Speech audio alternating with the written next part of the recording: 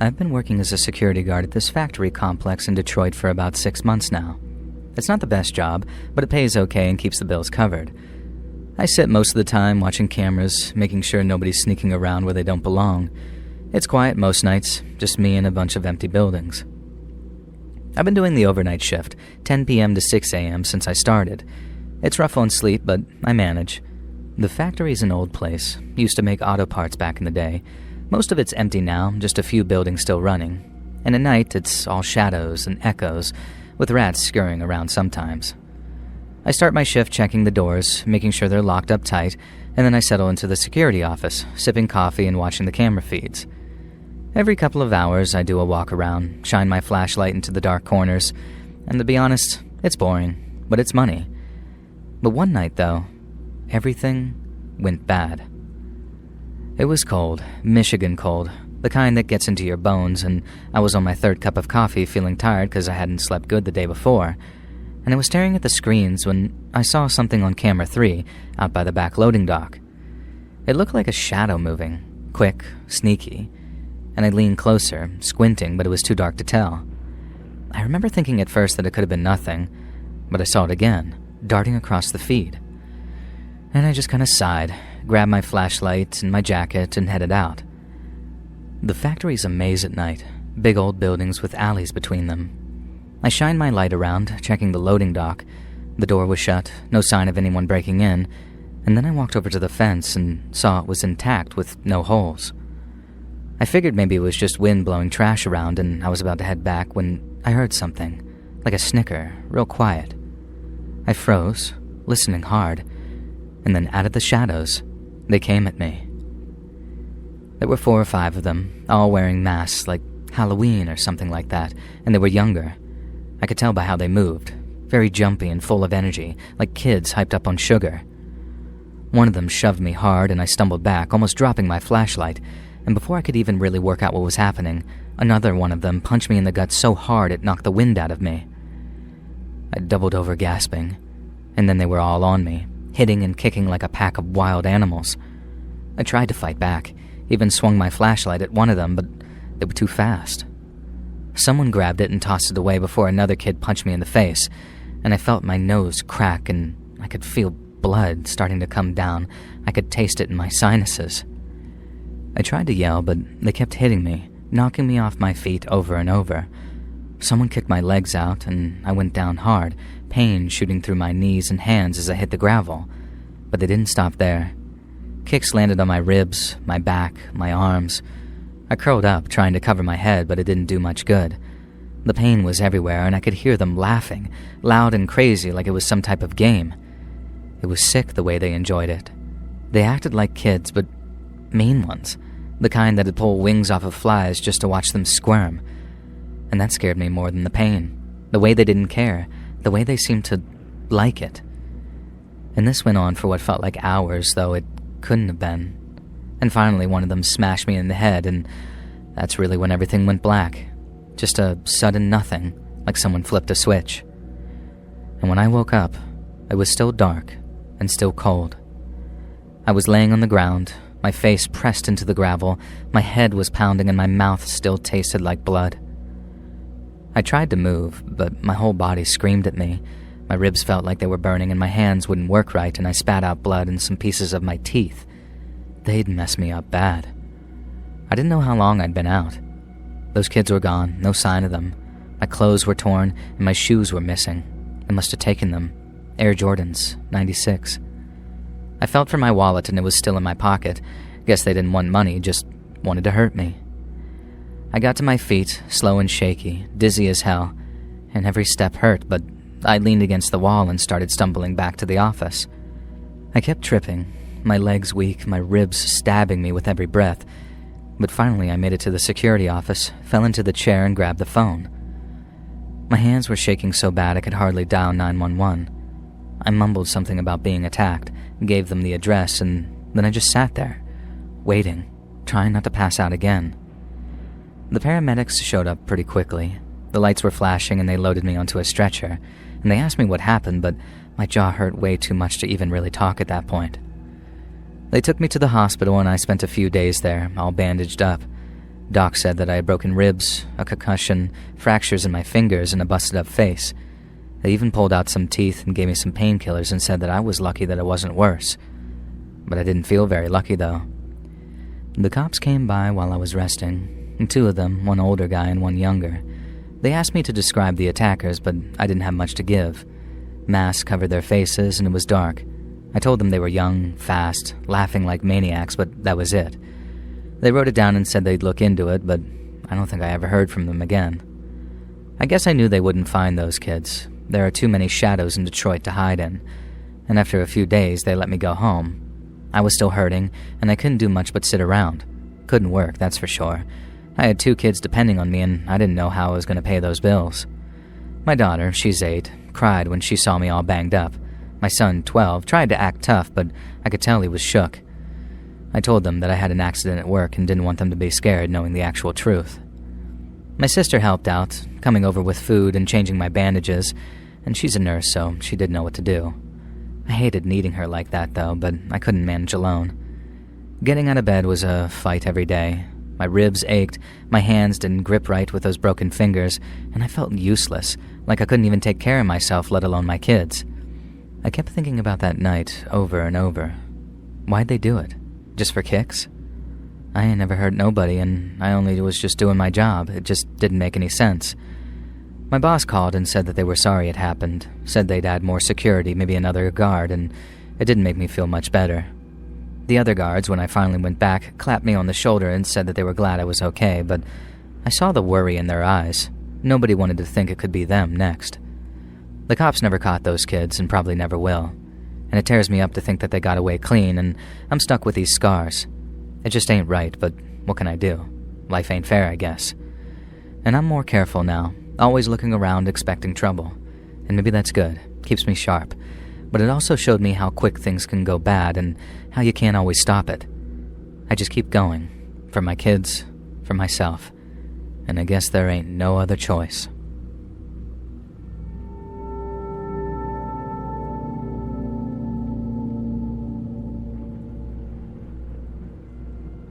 I grew up in Modesto in the 1980s, and honestly, I fell in with a kind of bad crowd. I had a couple of friends end up in jail. I had a couple end up in the ground, too. But it was the ones that said enough is enough that I really admired. The ones that got out before the life we lived became an anchor around our necks. I decided to clean myself up, and since driving was kind of my thing, I figured that I'd get a job at a cab company so I could earn an honest living while still driving around the city that I knew and loved.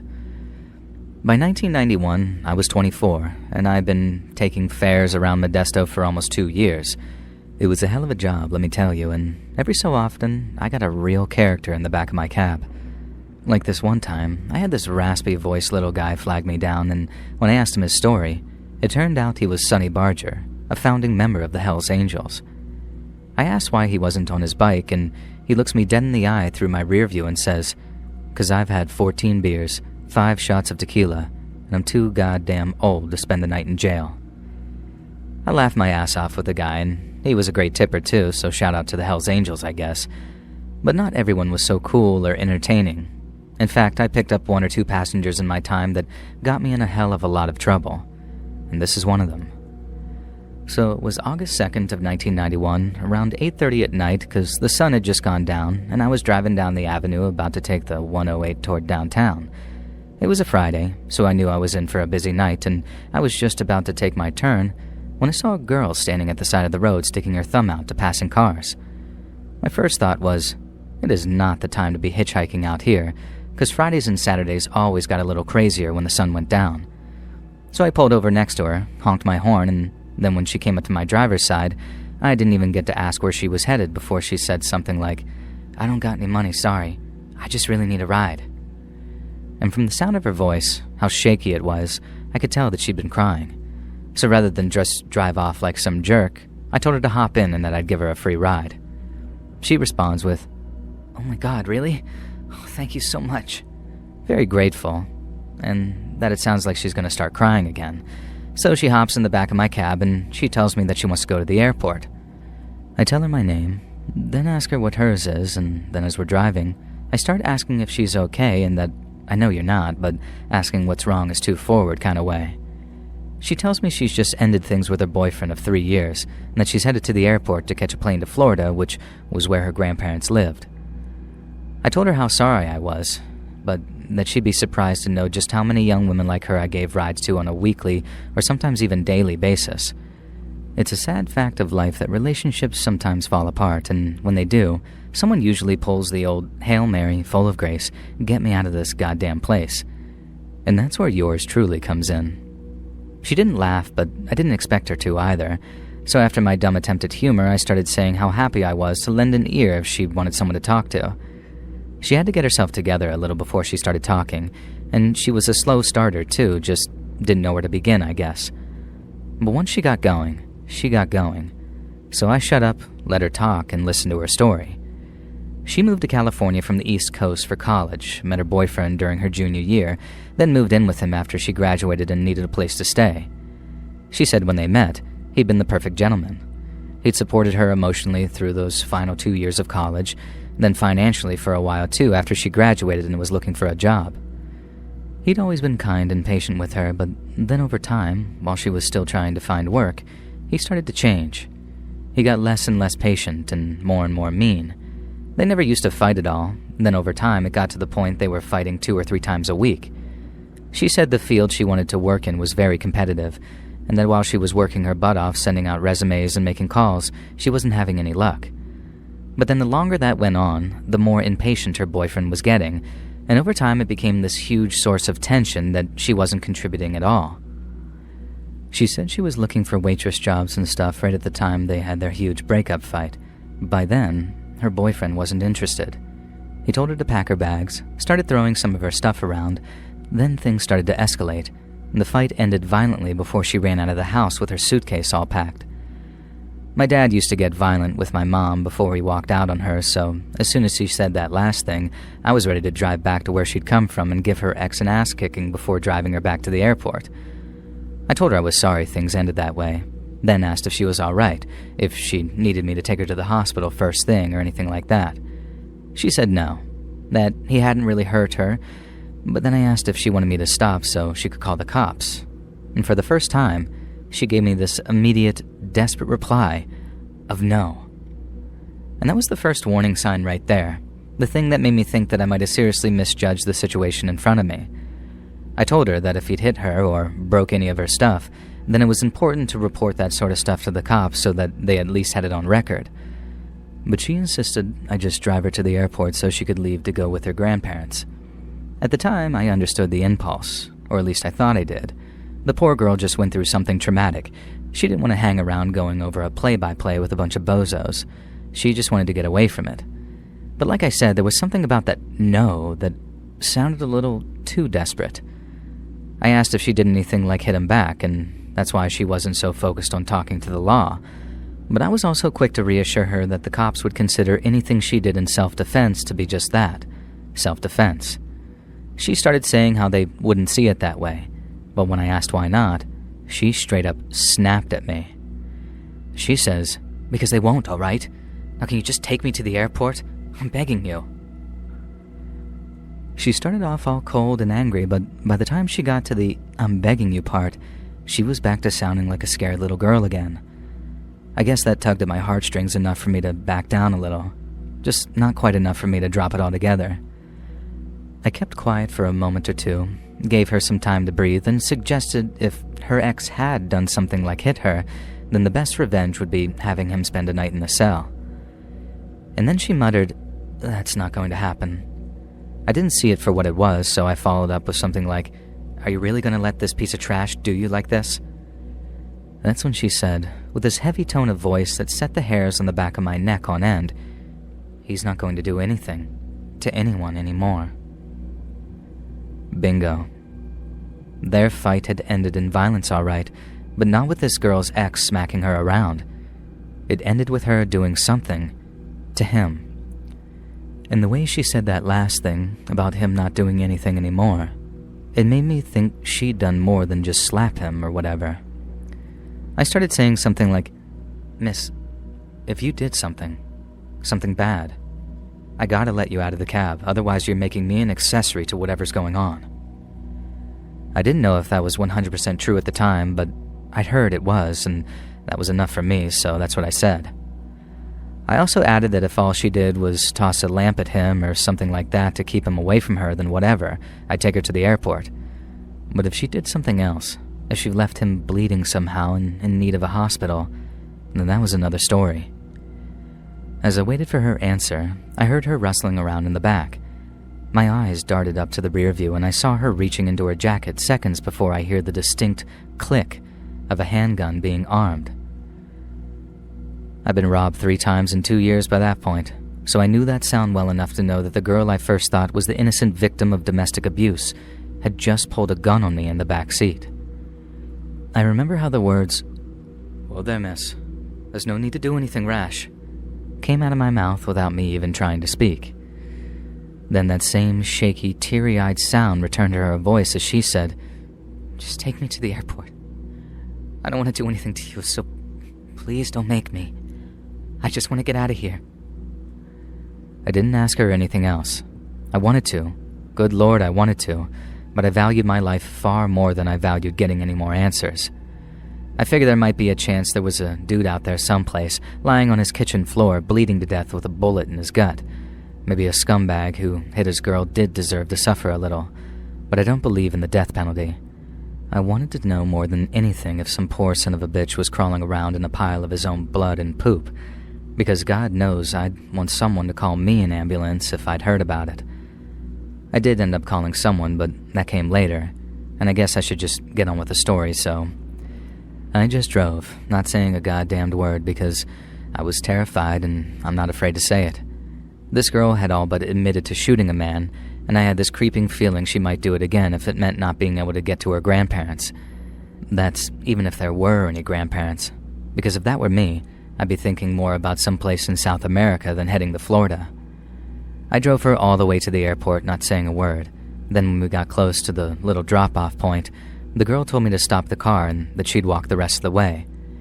I did as she asked, stopped the car in the darkness away from the crowd of people getting in and out of cars, and then she asked me to turn off the engine and hand over my keys. I figured she wasn't about to shoot me, not close enough to all those people for them to hear the gunshots, so at first I said, "I can't do that, miss. I gotta make a living."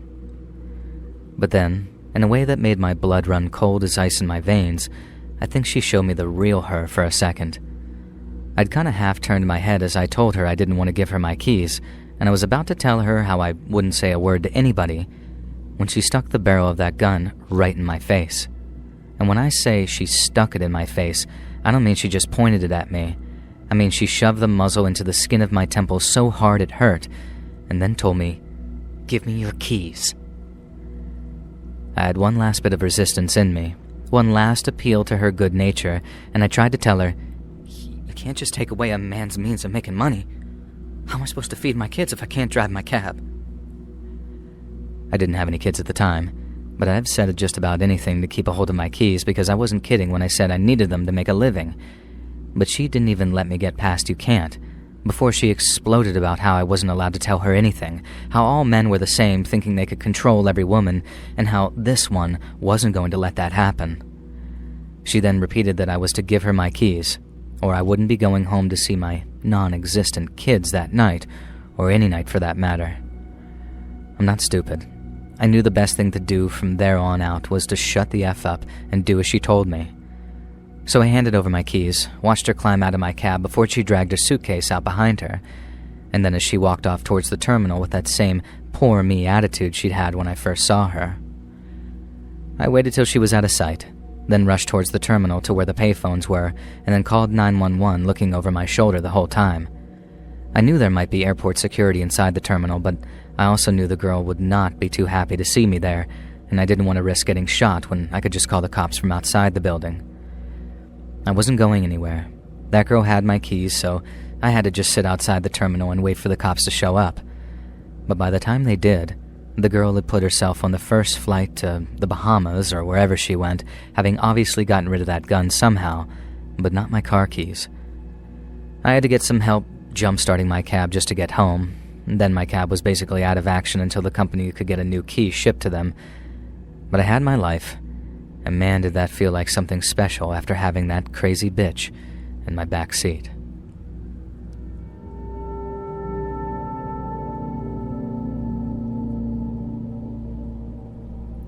I used to be the area manager for a small chain of late-night diners here in Minnesota, and of all the strange incidents in my career, this was the most frightening. I wasn't at the diner the night it happened, but 2 of my employees were. It was a small spot just off the highway, open 24 hours, and surrounded by a field, some woods, and a very lonely stretch of road. Jenny and Mike had both been there for years when it happened, but after that night they both quit and didn't tell anyone but the cops what had happened. All I had to piece together was the security footage and a few vague hints from the police, and years later, I still think about what I saw and what I'll never figure out. I remember it being one of those brutal winter nights, the kind where the wind must have been rattling the diner like it was trying to get inside for a bowl of hot dish. Mike was our cook, a solid worker in his 40s with a wife and 2 kids who worked the night shift for the extra cash. Jenny was the waitress, a single mom in her 20s who was sharp as a knife and great with crowd control on her busier nights. They were reliable, the kind of employees you could trust, but who could handle themselves too. But that night, something walked into the diner that nothing could have prepared them for. I was at home sleeping when a phone call woke me up. The moment they said it was the police, it was like half a dozen espressos hit me all at once, and I listened as they said there had been an incident at the diner and how they needed access to the office so they could review the security tape. They didn't elaborate. They just said that it was bad and that Mike and Jenny were involved. I dragged myself out of bed and my stomach was all knotted up with worry, and then I drove through the snow with my head spinning with questions. Was it a robbery? 2 groups of drunk customers who had started a brawl? Or was it something more serious? By the time I got there, I had a whole bunch of different theories already laid out, but what I saw on that tape was something a whole lot worse than anything I'd expected. When I arrived at the diner, an officer in uniform was waiting for me, and then I led him to a cramped back office with an old beat-up TV and a dusty VHS player. He said he'd needed to take the tape with him as evidence, but he also asked if we could watch it first, just so he had a better idea of what had taken place. I said sure, rewound the tape to the time he requested, 2:30 a.m., and then after I pressed play, it came alive on the screen. It was quiet out front, with Mike in the kitchen scrubbing down the counters and Jenny out front wiping down tables in the dim light. Then the door swung open, and 2 men walked in. They were maybe late 20s or early 30s, dressed in faded jeans and thick jackets, but it wasn't their coats that set my nerves on edge. It was their faces. One had a tattoo on his neck that ran up onto his face, and the other had these cold, very hollow eyes that didn't seem to blink. They acted calm at first, like they were just a couple of drifters who wanted a burger. They slid onto stools at the counter and Jenny took their order. Mike cooked with his back to them, then Jenny brought the plates out. They kept to themselves while they ate, heads down and not doing much talking. I kept hoping that they'd finish and leave, only, obviously, they didn't. Out of nowhere, the one with the face tattoo reached into his hoodie and pulls out a handgun. The other followed, drawing his own before they each aimed at Mike and Jenny, who froze mid-motion like deer caught in headlights. Jenny's eyes went wide and her face went slack. Her mouth was wide open like a scream was just stuck in her throat. Mike's hands jerked up, trembling so bad that I could even see it in that terrible footage. And the 2 men didn't rush. With their guns, they motioned for Mike and Jenny to come out from behind the counter. They stumbled forward on shaky legs, with Jenny clutching the edge of the counter for a second before letting go. The 2 men then herded them to the back toward the walk-in fridge, and I figured they'd lock them inside before raiding the register and the safe. But instead, after shoving Mike and Jenny inside, they stepped in after them and pulled the heavy door shut behind them. The camera stayed on that closed door, and it stayed closed for 5, then 10, then 20 solid minutes, and I had to fast forward the tape a bunch of times, starting and stopping, but still the door stayed closed as my mind started to tick over, asking questions like, why go inside with them? And what the hell are they doing in there? I pictured Mike and Jenny in that freezing cold walk-in. 37 minutes is a long time to be trapped with 2 armed strangers in a box you can't escape, and the longer I watched, the worse that feeling of dread got in me. My mind started trying to fill in the blanks. Maybe they were threatening them while holding the guns to their heads, making them do things so unthinkable I can't even name them. The walk-in was big, but only by fridge standards. There was barely room for 4 people standing up. Were they standing there, shivering, too scared to do anything but what they were being told? But the tape gives me no clues. Finally, exactly 37 minutes after the door to the walk-in closed behind them, it opened up again. The 2 men stepped out, completely relaxed, like they just finished a bathroom break. The one with a face tattoo tugged his hoodie straight while the other scanned the room with those 2 empty eyes of his. And then they strolled back through the diner, not even glancing at the safe back in the office or cash register stuffed with bills. They didn't take a damn thing. Not a dime, not a burger, nothing. They headed for the door, moving casually, like they'd done what was the most normal thing in the world. Then they slipped out, climbed into a dark car parked just out of frame, and vanished into the snowy night. I sat there with a police officer standing next to me, and I remember my hands being clammy and how my heart thudded hard and fast in my chest. They didn't steal anything. They held 2 people at gunpoint for over half an hour in a freezing walk-in and walked away empty-handed. Or at least, that was what it looked like on the surface. But why? What did they do to Mike and Jenny in there? And the tape rolled on.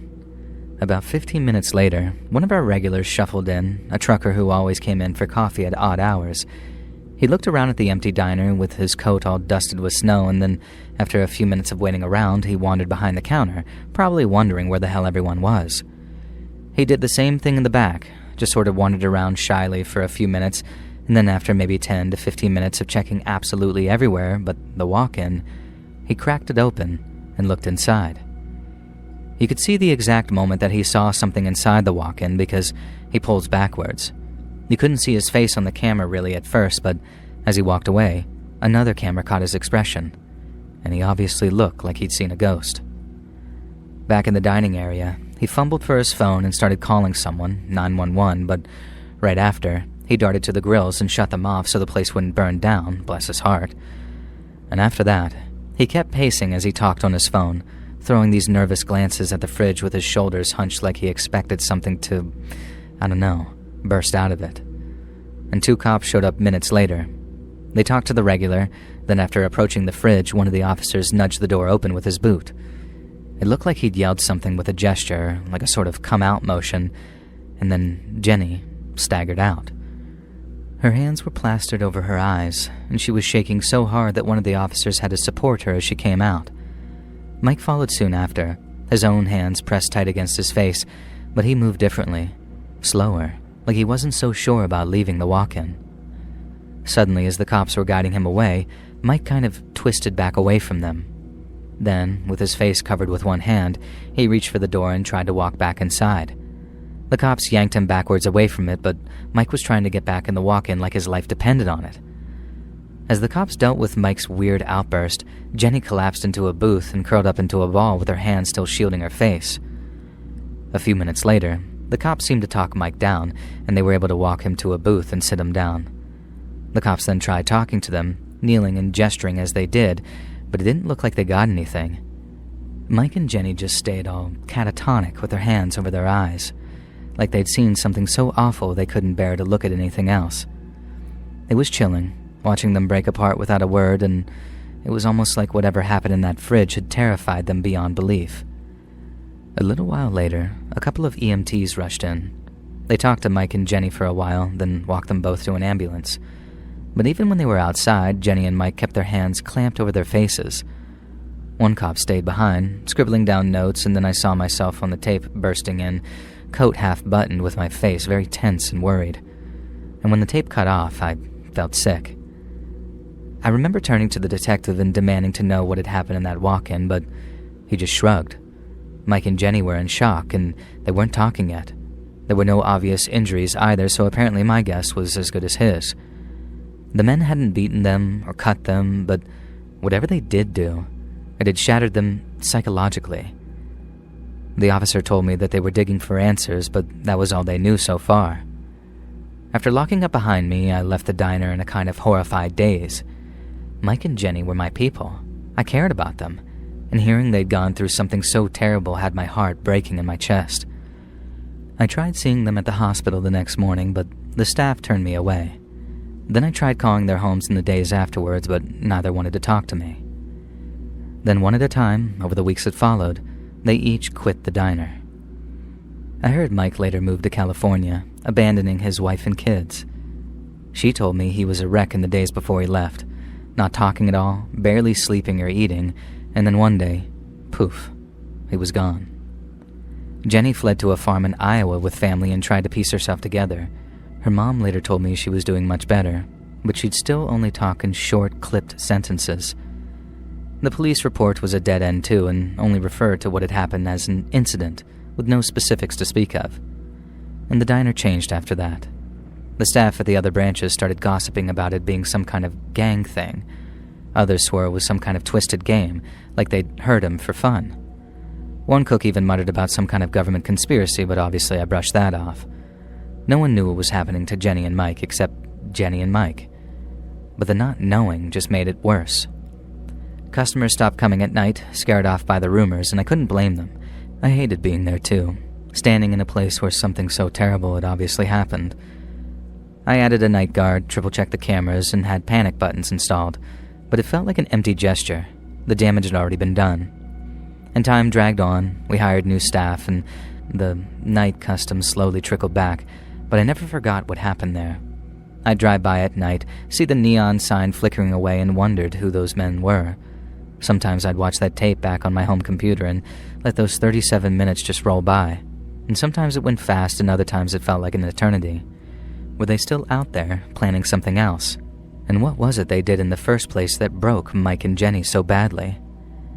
Eventually, I stopped watching the tape and taught myself to stop asking questions too, because these days, I feel like I'm better off not knowing.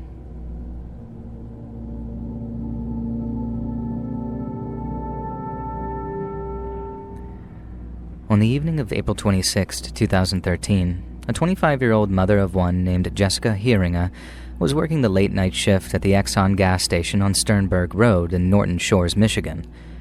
The small, unassuming station was a familiar stop for locals, and Jessica, known for her warm smile and dedication to her job, was working alone. At the time, such working practices were a common occurrence at the Exxon.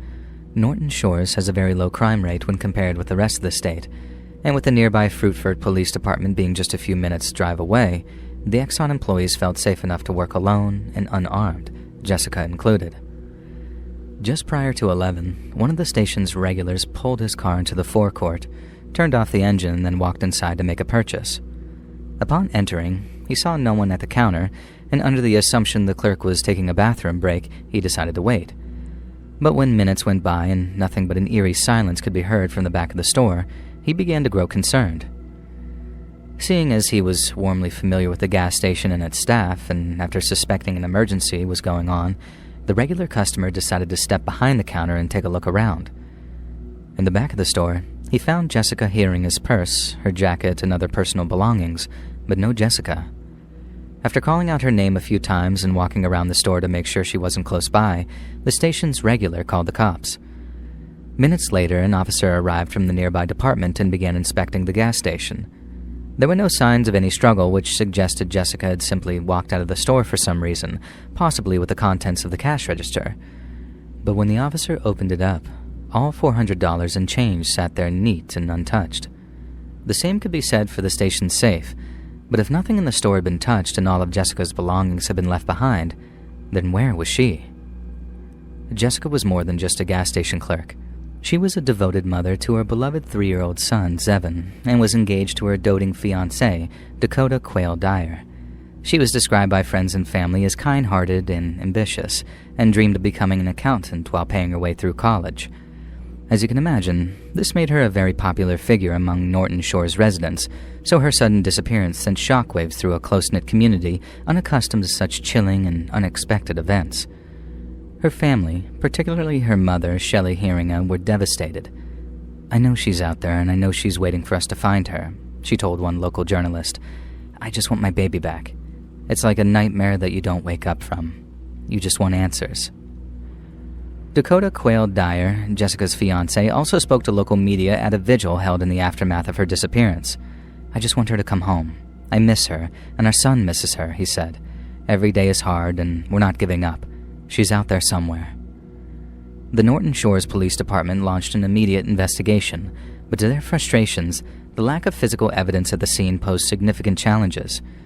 As we've mentioned, there were no signs of a struggle inside the gas station, but shockingly, police found a complete absence of interior surveillance cameras at the property, meaning none of the footage could explain what happened to Jessica. They were stunned, but when asked why they'd chosen not to cover the interior of the building, its owner said they didn't think such intense surveillance was required. Obviously, it was far too late to do anything but reprimand their naivety, but it proved a shocking level of ineptitude that made the investigation infinitely more difficult. Instead of relying on security camera footage, police turned to other methods of tracking Jessica's movements. A canine unit was deployed to track her scent, but the trail ended abruptly, suggesting that she may have been taken away in a vehicle. A small spot of blood was then found outside the station's back door, and when this was confirmed to be a match for Jessica, it proved a worrying indication of potentially fatal foul play. The police then conducted interviews with customers and employees alike, and were once again shocked to learn that a young female had been left to work alone and was therefore extremely vulnerable to late-night predators. With a lack of solid evidence, police prepared themselves for the difficult job ahead, but as days turned into weeks, the investigation ground to a complete standstill. Extensive searches of the surrounding area were conducted, including wooded regions and nearby lakes. But despite numerous civilian volunteers joining law enforcement in their efforts, no trace of Jessica was ever found. In an inspiring display of community spirit, the people of Norton Shores rallied together, organizing vigils, distributing flyers, and plastering the city with missing person posters. Local media covered the case relentlessly, and Jessica's story gained the attention of national TV shows like Disappeared. Yet with no witnesses to attest to what had happened, and no significant leads, the case grew cold, leaving Jessica's family in an agonizing limbo, unsure if she was alive or dead. For nearly 3 years, the question of what happened to Jessica was a haunting puzzle that weighed heavily on the people of Norton Shores. But in 2016, a seemingly unrelated incident provided the spark that would reignite her case. On April 16th, a 16-year-old girl reported being the victim of a terrifying abduction attempt in Muskegon County. She described being approached by a man in a silver minivan who then tried luring her into his vehicle. Her quick thinking allowed her to escape, and she was able to provide police with critical details, including a description of the suspect in his van. The girl's report led investigators to a man named Jeffrey Willis, a 46-year-old factory worker, but despite having no criminal history to speak of, Mr. Willis was far from innocent. During a search of Willis's home and silver Chrysler minivan, police officers unearthed a frightening amount of highly disturbing evidence. Not only did Willis's van match descriptions from witnesses, who reported seeing a similar vehicle near the Exxon station on the night Jessica disappeared, but its contents were enough to chill the blood of even the most veteran officer. Handcuffs, ropes, chains, and leather restraints proved merely the tip of the iceberg. Willis claimed all these items were perfectly legal, as were the handgun, the insulin, the Viagra, and the plastic gloves police discovered. But what was not so easy to explain was the folder on Willis's laptop that he'd simply titled Vicks. Upon opening the folder, digital forensics experts noticed the two subfolders, one titled JLH and the other titled RB. Then, after opening the RB folder, experts found photographs of a woman named Rebecca Bletch. On Sunday, June 29th of 2014, a fellow jogger discovered Rebecca's lifeless body on a regular route, less than a mile from her home near Muskegon County's Automobile Road. And while she was originally thought to be the victim of a hit and run, investigators soon discovered that Becky had been shot 3 times in the back of the head. Rebecca's loved ones were devastated by her murder, but they held out hope that justice would one day come. Willis's arrest and the seizure of his laptop marked the end of that wait. Not only did Willis's Vicks folder contain a multitude of photographs that Rebecca herself uploaded to social media, but it also contained thousands of torture and snuff videos, revealing a disturbing and deeply seated obsession with violent fantasies. But perhaps even more disturbing was a small detail regarding the folder titled JLH, because in addition to containing dozens of photographs depicting Jessica Heeringa, the date of its creation was April 26, 2013, the very same day that Jessica disappeared. Naturally, Jeff Willis became the prime suspect in Jessica's disappearance, as in addition to what was found on his laptop, Surveillance footage from a nearby business captured his silver minivan speeding away from the Sternberg Road Exxon at around 11 p.m. on the night in question. Additionally, a police sketch, created from descriptions of a suspicious man spotted near the station that night, bore a striking resemblance to Willis, while it was later uncovered that the suspect had a lengthy history of harassing vulnerable females at their places of work. Witnesses who had earlier reported nothing suspicious on the night of Jessica's disappearance later recalled Willis as a regular customer at the Exxon. Most saw nothing but bothersome attempts at flirtation, but it made Jessica feel deeply uneasy all the same. Finally, on September 20th of 2016, Jeff Willis was officially charged with Jessica Heeringa's kidnap and murder. Prosecutors accused him of abducting her from the gas station before transporting her to his grandfather's vacant house. There, Jessica was subjected to a series of sadistic brutalities before she was executed with the same .357 Taurus found in Willis's van. The gun's serial number was partially filed off, but forensic analysts were easily able to link it to Willis through a series of DNA tests, while the JLH file on his computer, along with the bondage equipment and snuff videos police recovered, painted a chilling picture of a monster who meticulously planned his murders. In a shocking turn of events, Willis's cousin, a former correctional officer by the name of Kevin Bloom, admitted he'd helped dispose of Jessica's body after being shown her remains in his cousin's basement. And it was Bloom's latent cooperation that proved critical to the case against his cousin. In May of 2018, Willis was tried for Jessica's murder, although it should be noted that he was already serving life without parole for his 2017 conviction for the killing of Rebecca Bletch. However, in Jessica's case, the prosecution faced a unique challenge. Since Jessica's body has never been found, it became a no-body murder case, which legal experts everywhere agree are notoriously difficult to prove, but at least the sheer volume of circumstantial evidence was positively overwhelming. Willis's silver minivan, his VIX folder, along with the surveillance footage and witness testimony, all pointed to his irrefutable guilt. But on top of that, one of Willis's coworkers testified that he actually boasted of his knowledge of corpse disposal following a lengthy period of research, something the jury found very damning indeed. Willis's defense team argued that the lack of physical evidence, such as Jessica's DNA being found in his residence or on his clothing, created substantial reasonable doubt. They also suggested alternative theories to explain Jessica's disappearance, including the possibility that she'd vanished voluntarily due to dissatisfaction with her job and relationships. However, the jury found the prosecution's case so compelling that it took just an hour and a half of deliberation to find Willis guilty of kidnapping and first-degree murder. The news that he'd been sentenced to life in prison was met with tears of relief from Jessica's family, who had endured years of pain and uncertainty.